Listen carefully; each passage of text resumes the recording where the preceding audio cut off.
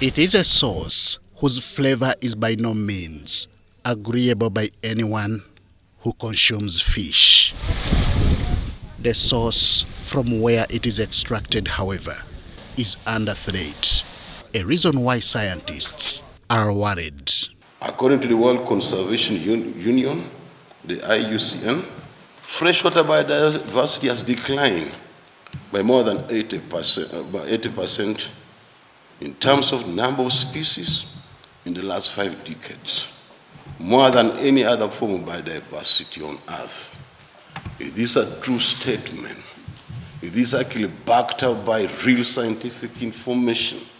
This is where the subject of effective conservation of biodiversity planning comes in. It is said to be dependent on the existence of reliable data being available on the status and distribution of aquatic species. Many times fisheries resources have not been utilized sustainably. So we have got loud tones, advocates, talking about conservation challenges. And for some time now, scientists at NAFIRI are investigating these dynamics. These are some of the concerns that make the need for research in the sector more of a necessity as opposed to a liability. Government just allocates 0.16, that is 15 billion per fiscal year of the national budget is allocated to biodiversity in Uganda. And therefore research and capacity is very critical in sustainable management and utilization of resources.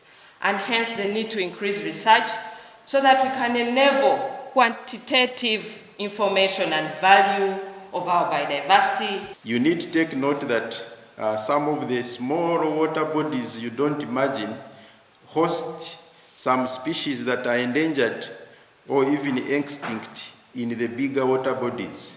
So emphasis should be put on these small water bodies because they host quite a number of biodiversity, not only hosting, conserving. It is for such reasons that the launch of the freshwater biodiversity portal is timely. The fish stock is going down. If you had to impose, say, like the fish actually holidays, can we also use it more or less competently and say, if you give a period, a window like 3 to 6 months, there'll be regeneration. The fish start growing up, whatever, and so is that kind of data, is it going to be helpful to the local person? With this portal in place, National Fisheries Resources Research Institute looks forward to increasing capacity for conservation of threatened fish species through data mobilization and training. Henry Okrut, UBC.